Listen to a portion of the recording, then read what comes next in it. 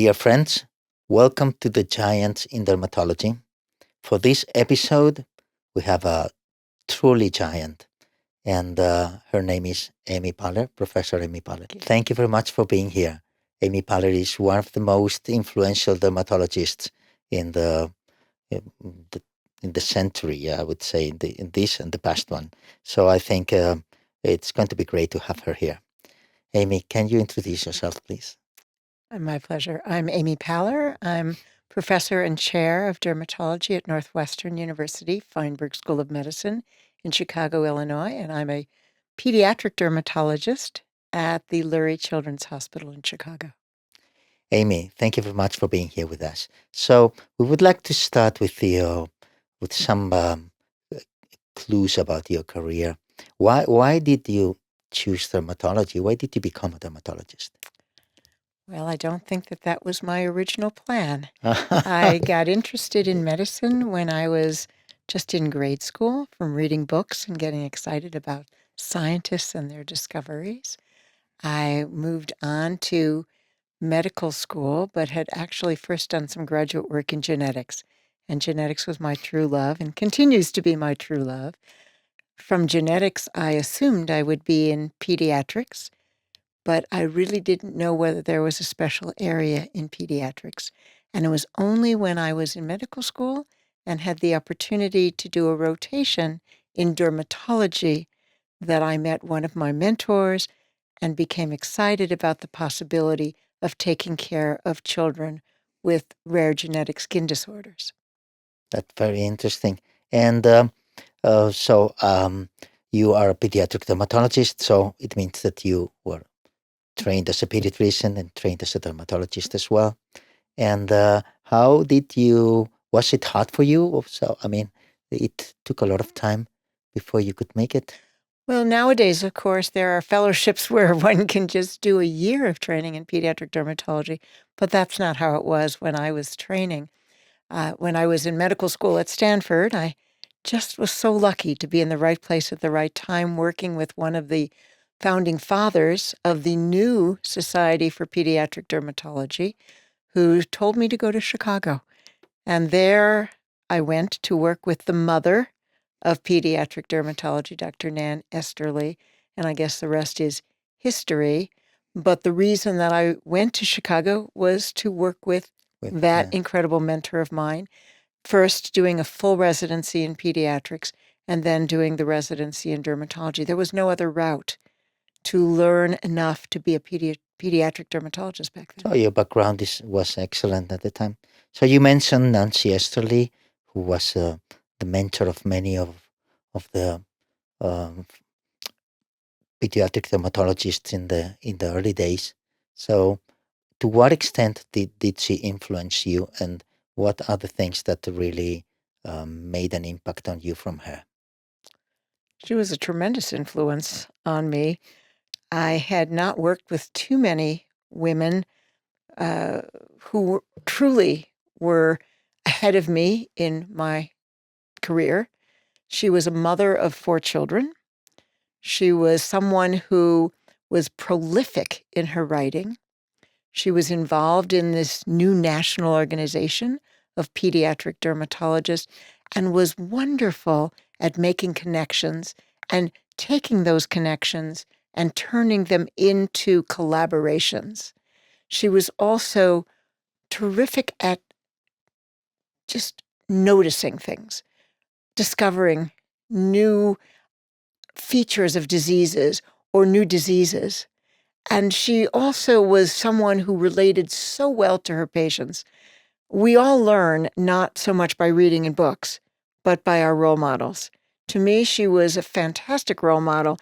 And over the years, so often I'll be in with a patient and I'll think about her because I realize that I am just speaking with them as she would speak with her patients, or pulling out examples from her own experience with her own children. Yeah.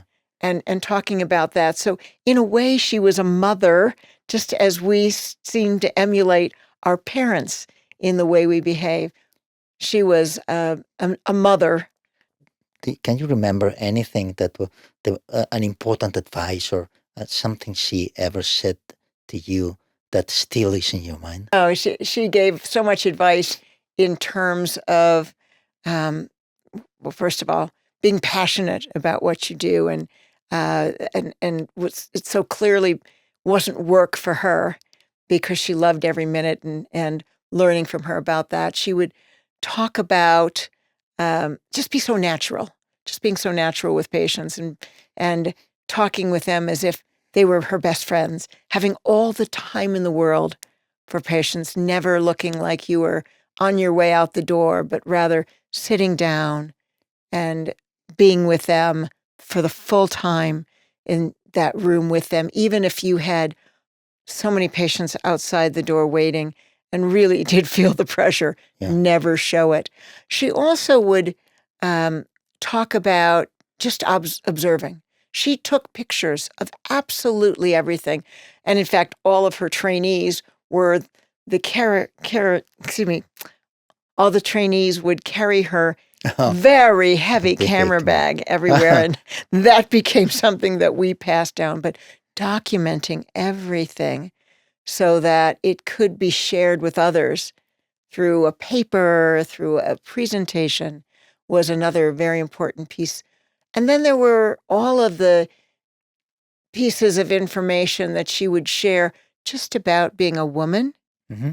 in medicine and how to be able to be a wonderful doctor, but at the same time, take care of your children and always putting them first. Good. So then you started your career on your own. And how was it? What was in your mind at the time?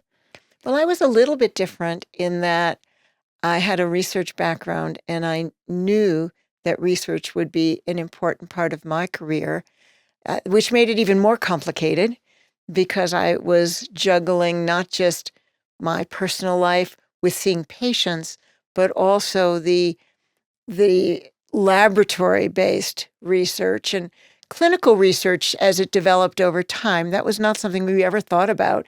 Clinical research seems Yeah. like it has evolved over time into something that's much larger than it was back then, where we were just describing cases more than anything else and not really moving towards new therapies and asking questions. So the bench research was something I had to figure out a little bit on my own, because how to fit that in with everything else was not something that, for example, Dr. Esterly Yeah, could could do. share with me from her own experience. I was fortunate to have another female role model named Ruth Frankel, who really struggled to be able to be a scientist as a woman. Good. She was treated quite differently from Uh-huh. male scientists. And of course, this was a few decades ago when it was much harder for women in the Yeah, workplace, of course. especially as scientists. But between her advice to go the next step and do a postdoc with some very strong scientists, where I actually left Chicago to do that, and then eventually came back to Chicago. She gave me advice in that and how to make sure that I could get the best possible training. Looking back, you were very good at balancing the clinical practice and the research, which is not something that you see quite often. So that is something really unique. So someone who can do basic research and be a great diagnoser, doctor, treat patients. It's the balance is not Mm. easy. I'm afraid that I'm somebody who works a lot, and I think to be able to do everything, you have to put in some extra hours. But I also um, find that I actually thrive on doing many things in a given period. I would get bored, I think, just seeing patients, just like I would never be someone who's not in academics, because I love the intriguing, I love the interesting, I love what makes me think, and I love the intellectual stimulation of also thinking about the why and doing experiments that can answer questions. And I don't think I could really feel as fulfilled if I weren't doing that as well. But yes, during a given hour, will sometimes be jumping back and forth. And certainly within a day, I may have a lab meeting at the same time as I'm writing a grant, at the same time as I'm dealing with patient care and being in a variety of different meetings. So it is challenging, but of course we all keep our lists and we all prioritize, and that's how we're able to juggle administrative work with clinical research, with bench research, with patient care, with advocacy, with all of the wonderful things that make our lives and our careers so much fun. I think you have mentioned a couple of them, but I'm sure that many colleagues of you have been in the same journey as you've been. So, how did your contemporaries, how did they influence you, and what did they get from them, and what have you learned from the people that worked with you in those years, and your closest colleagues? Well, I can think about the mentors who came before me, Yeah, but of course, so many close friends and colleagues with whom I've been able to collaborate. And even if we're doing different areas within pediatric dermatology, for example, with whom I've been able to share the journey in so many ways. One of my first friends in pediatric dermatology, of course, I had many who came to work with Dr. Esterly and became friends yeah, and are part of a network. But the first outside friend was Dr. Ilona Frieden. yes, And Dr. Frieden and I were matched to be roommates at our first Society for Pediatric Dermatology meeting. And I remember very well meeting her in the airport to rent our car to get out to the meeting. And we became fast friends. And of course, our very, very good long-term friends, definitely. growing up in the field, raising our families and sharing so much information, even though we've taken somewhat different Yeah, interest journeys topics and so on. within the field. Larry Eichenfeld, of course, a very Yeah, close friend, absolutely. sharing the journey in inflammatory skin diseases, and that has really allowed us also to collaborate with our very strong research units in so many different ways. Probably a little bit of a more recent one over the last 5 to 10 years has been scientist Keith Choate, because the two Yeah, of us are sharing our fascination of children and adults with it's epidermal fantastic. differentiation disorders, It's and we are complementary in many of our skill sets and experiences, which has allowed us, I think, to come together in a very powerful way to create a new direction in that but field. from a more, if I can say that, personal point of view, what have they, what have you learned from them? So not only science, but in which way did they inspire you to do something that you were possibly in the beginning not supposed to do, or uh, Well, how did I they don't change your? know that those were the most influential to me in some of those aspects, um, possibly more so the people that I've worked with in Chicago may have influenced me in different directions. I will say that my journey in research was not a straight line at all.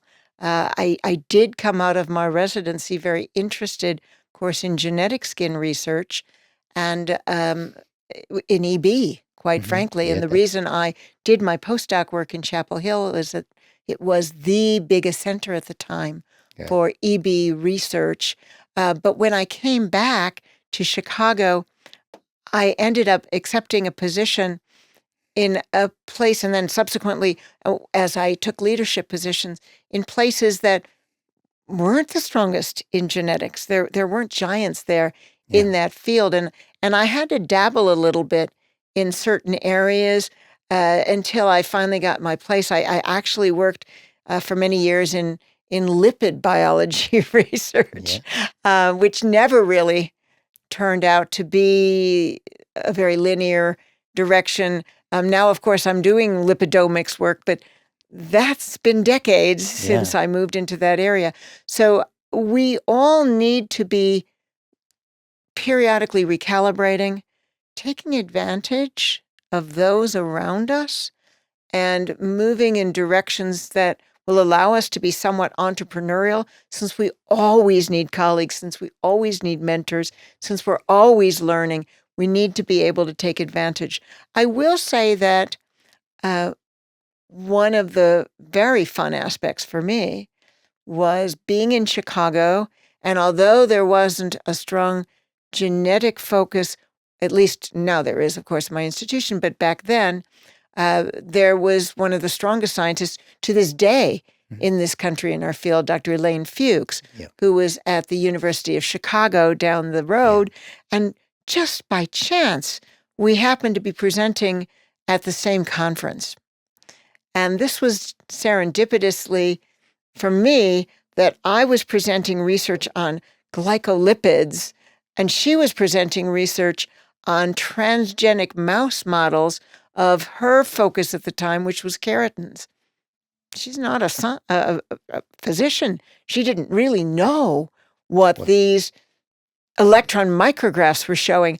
I sat in the front row, and my mouth was dropping when I saw images in mice of EB simplex. And that started a collaboration where I ended up working with her in her lab for a while, and helping her to put forth papers on EB simplex, on epidermolytic ichthyosis, and started a long-term friendship.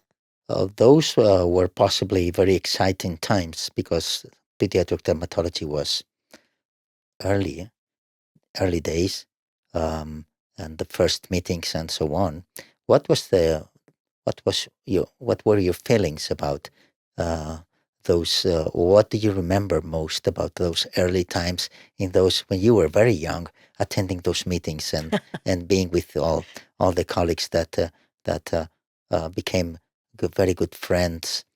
And what do you remember the most of that? I'll say a few things about it. First was the difference that I felt in some of my early meetings.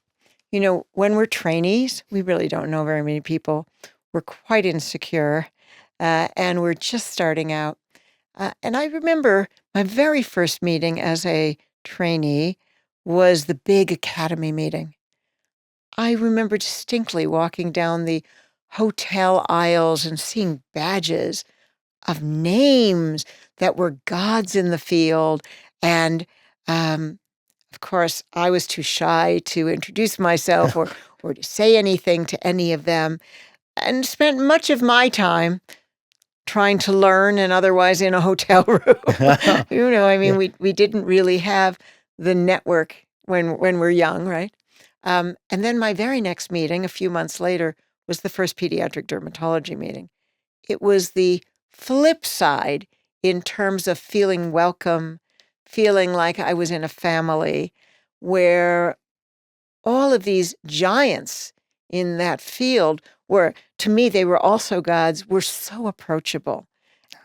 Welcoming me, asking me to join them, introducing me to others. Just the most wonderful group of people. I am so lucky to be part of this community of pediatric dermatologists, and I hope I've been able to pay it forward somewhat in terms of helping to support young people. So that's one memory that I have that was very influential to me. I will also say that those early years, we learned so much, but it was very much descriptions. It was looking at the clinical features. It was finding 2 patients, 3 patients who had the same constellation of clinical features and putting them together to describe a new entity. That was so exciting. And that's really what the literature was. That has obviously evolved. And it has evolved because of technology. It has evolved because of tools that we have developed to describe, to measure. None of that was available when I was first a faculty member in pediatric dermatology for many years. And in fact, it was just in 2012 where we could see the world evolving. So many new scientific discoveries, so much clinical research that led to meaningful change or helped us to bring new drugs. And pediatric dermatology was not the focus. It really was adults, drugs coming out for adults, discoveries made in adults. And of course, that made sense because everybody was worried about safety in children. Nothing was going to be done first in children. And we could more easily get skin material and other factors that helped people want to do research, but do it in adults. We could see that the world was passing by, that we needed that to come into the realm of pediatric dermatology. And I would say one of the most influential milestones, which was really just less than 15 years ago, was putting together the Pediatric Derm Research Alliance. I would say personally, one of my favorite things to do is to organize. I've always liked to organize people to make something that brings everybody together with their shared skill sets to take us to a much higher plane as a team.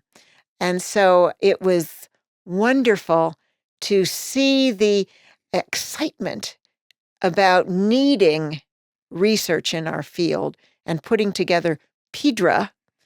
We didn't know at first with PEDRA what to do with it. Should it be a part of the Society for Pediatric Dermatology?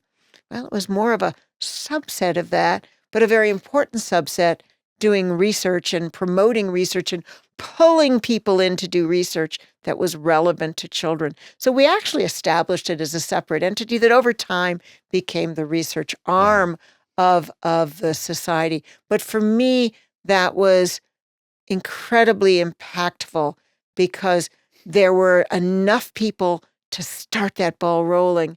And now, of course, what an organization.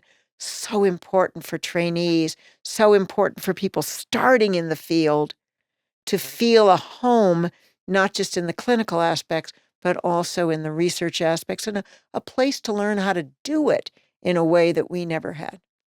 Yeah, for those who are listening and watching us, PEDRA is Pediatric Dermatology Research Alliance, which is something that Dr. Amy Paller devised, and only one of the things that you devised and did. So, and I have to say, this was definitely a group effort. There were a few dozen people who were thinking about this coming together. I was just very blessed and fortunate to be the first co-president of it, which allowed me to really help to be instrumental with so many others in moving it forward. But for so many of us who know you,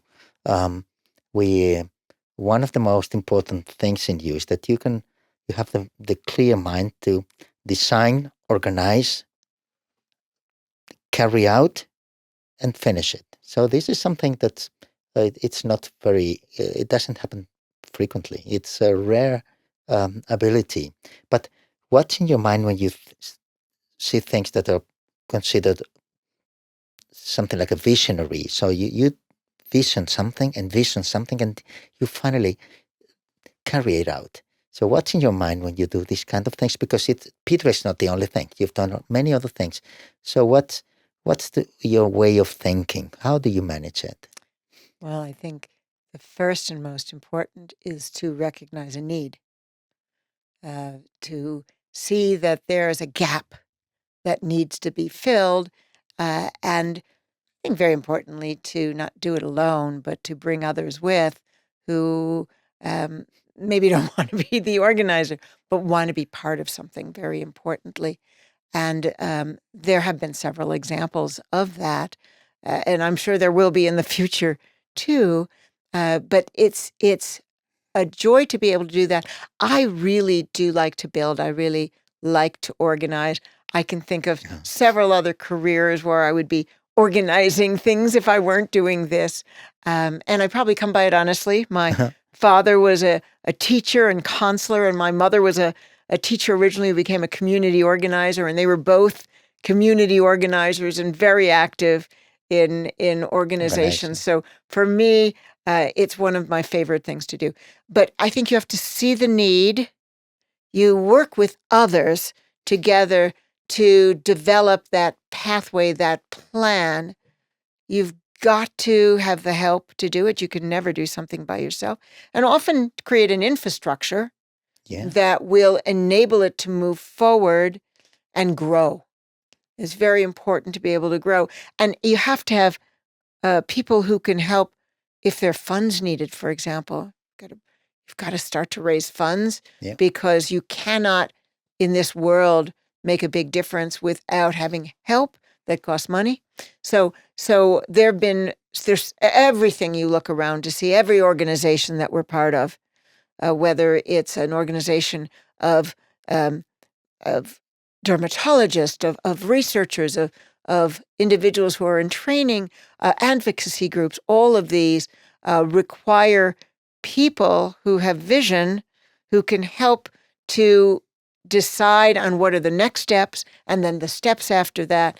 And it has to be a constant revisiting and strategic planning. Fantastic. So let's go back to research. You mentioned. So I know you've carried out a lot of research projects, but what can you tell us? Which is the one you feel most proud of? You've done a lot of genetics, and now you were the one developing biologics for children, and now the atopic dermatitis, treatment of ichthyosis. So many things. Which is the one that you feel like your baby? That's too hard of a question for me because I think that to me it's always been about patients, right? Okay. We care about our patients, and we want them to get better. I would say that some of these have been tremendously life altering. Right? For me, I always like to bring the science in, right? So I would say what was most exciting for me would be discovering what underlies a particular disorder and then finding a way, as we now call it, to target it and turn that around. And it has always made sense to me that will be the most effective, that will be the safest for our patients. And to ask me which is very difficult because I think in terms of patients. I don't think in terms of treatments. And there have been so many patients helped by targeted therapies. I can think back, for example, I mentioned working with Elaine Fuchs and just figuring out what would underlie keratinopathies. That did not lead to any kind of a treatment, and to this day still doesn't. But just having that knowledge was so exciting. Being able, for example, in 1911, no, I'm sorry. Being able, for example, I wasn't alive in 1911. Okay. Woo!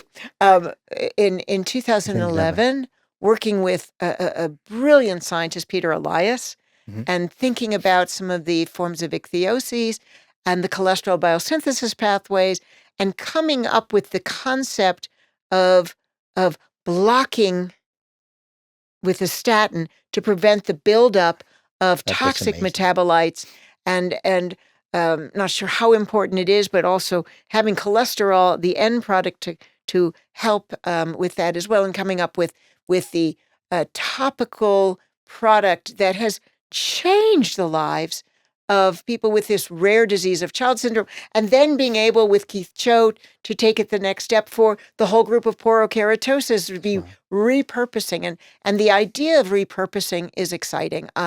So I will say that more than anything else, my patients have been helped by dupilumab. Now, that's not something I invented, but it was certainly something that I helped move forward to patients. Definitely, yes. And I have well over 1,000 patients now who have benefited from this drug. And of course, we see that all over the world. The psoriasis drug, similarly, even before that, very involved with those. Those were not my inventions, but I'm very proud of helping to move those forward. Now we think about ways to repurpose that fit in so nicely with we understand what causes, what's out there. Do we have to go to start and find a drug through drug discovery that no one's ever heard of? Or can we do something that will bring things faster to our patients? And that's all we're focused on, our patients. And we can repurpose. I just presented at this academy meeting. We're just about to finish our big study of almost 50 patients, most with EB, treating with repurposing dupilumab and markedly reducing in the majority of the patients their itch. It may not be doing anything for ichthyosis patients and the appearance of their skin, but in our EB patients, it's also reducing their blistering because touching, scratching, patting, all of that is contributing. So that's another example. I'm so proud of just being able to work with other people to bring things to our patients that have improved their quality of life. To me, that's why I'm here. Now, we didn't even talk about students, young people. And I don't want to leave our conversation Don't worry about it. We'll have saying, plenty of time about okay. that. So let's talk a little bit about that, because Yeah. for me, if someone says, okay, of course, your patients, so important, you've spent decades helping patients to have a better life. But to me, there's actually nothing more important than being able to play that forward, to take young people who come in excited about dermatology and often pediatric dermatology and move them in directions that they will be the next leaders. Because if we can't have this progress moving forward over generations, then why are we doing this? We need to be able to also raise the next generation, to raise the next generation. Absolutely. And it's been such a pleasure for me to watch my students contribute to the field, become the leaders in their programs. Think of discoveries that are changing how we practice and really make me proud that I'm not just doing something myself or with some colleagues, but actually training generations to come through what we do in teaching, in making people understand how they can be passionate about pediatric dermatology, and encouraging people to think outside the box. Yeah. So you've answered many of the questions I had for you about your satisfaction on dermatology and how to impact the impact you've produced on other people. So I think it's fantastic. So I heard once someone saying that anyone entering in or in whose life Amy Poehler entered, their life changed completely. So this is something impactful for people. So as you mentioned, we have a responsibility, especially the giants like you, to pass something to the new generations. But times are changing and things are different than as when you started as a young doctor with this really starting pediatric dermatology. But how do you how do you see the future of dermatology in the next 10 or 15 years? Well, I can't say that I don't have concerns. This is very much driven by the economy, and I don't know what's going to happen with the economy in the future. But on the other hand, I'm really excited because I see young people still coming out who have aspirations to succeed, to make a difference for our patients, and they will. And I also see that probably more than anything else, because of technology, we are going to climb to new levels in what we can achieve. Yeah. And so much more quickly. I can't even imagine what will be in 10, 20 years, just like 30 years ago when and beyond when I was starting out. Who could imagine artificial intelligence? Who could imagine multi-omics? Who could imagine how we can find new ways to treat our patients? And it's going to be so much easier in the future. So my students now who are coming out into the field are going to have unparalleled opportunities to learn, to make discoveries, and to bring those discoveries to patients of the future. Yeah, the future looks brilliant, but what are the potential challenges or risks for clinical and research dermatology? Yeah, I think there are risks, and the economy. We've been very fortunate to have a very strong economy to fund this. I will say that one thing that worries me right now is the growing inequity. Mhm. I see amazing drugs coming out, but they're only affordable to a certain proportion of patients. And those are the patients who have means. I don't see that many of these will be available to everyone. And every time a new drug comes out, it is priced higher than the previous. It's all based on what is the cost of something similar and how can we optimize that. I don't know how sustainable that is. And I certainly don't see how we can fulfill our quest to see health equity, fulfill our quest to bring new treatments that are going to be better to everyone. And I'm not just talking about for me in the United States, I'm talking about Yeah, globally, yeah, which is even a greater problem, with the economy probably getting worse, with everything that's going on, rapidly progressing towards so much more cost because of environmental issues, to focus on areas that may be away from science, away from healthcare. I'm worried that that coupled with this growing inequity in general based on the cost of new products coming out, it's just going to be unattainable. I hope that we can continue to be aspirational, but yeah. I do worry that it is going to get harder and harder. We hear a lot about AI. Is dermatology even going to be a field in the future? We, of course, love talking to our patients, and that's not going to be replaced. But the diagnosis, what treatment they'll be best on, and really making decisions, I hate to say it, but I could see with such a visual field that this could be subsumed by machines. Yeah. And nowadays, of course, if anything, relationships are not as easy in the clinic space because we're typing on computers, we're we're checking things. We're not as much focused on that relationship with patients that has given us so much satisfaction, and that is what is never going to be replaced.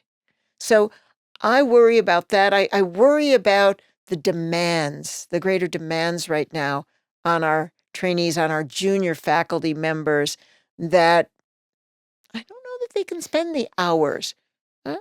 Certain people will. Okay. They'll be very passionate, but I worry about time and some of the um, things that pull us away from being able to. So yes, I have concerns, but I'm always a half Optimistic. full person. I'm always the optimistic person who thinks that there will always be that group of people who go into medicine, who go into dermatology, and are going to be doing it for all the right reasons and are going to be able to succeed even though there may be challenges. Amy, we're having a great conversation. So, um, is there any other thing in life you're passionate about? Any hobby you would like to share with the audience? Well, I'm certainly I will say in medicine that I'm passionate about not just helping people in the clinic, but I have so enjoyed being part of advocacy groups because they allow us to, on a more global basis, really help patients. Personally, I have a family. I Of have course. 3 Beautiful. boys. I have grandchildren now. I'm passionate about them and spending time with them, having fun with them, and watching them grow. They're very young right now, but in watching them grow. And I do have many things that I enjoy. I was raised to love music. Good. I continue to love music. I was a voice student for many years. I have gotten very rusty, but I look forward to doing that and playing piano in the future as well. I love art, and I have to say that one of the downsides of being so active in the field and doing so much and juggling so much is that we don't have as much time Okay. to have fun with some of our hobbies. But I still retain those hobbies and look forward to getting back to them in time. If you wanted to give an advice to young people watching this video and saying, "Well, I want to be like her," so what would be your advice? The main advice for a young dermatology in search for their career, what would be?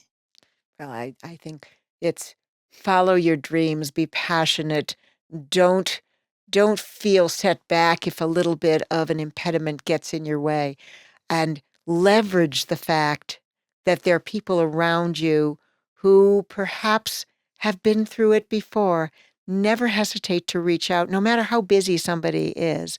They will love to talk with you and just help you to keep making those turns in your pathway that will keep you passionate and keep you excited about what you do.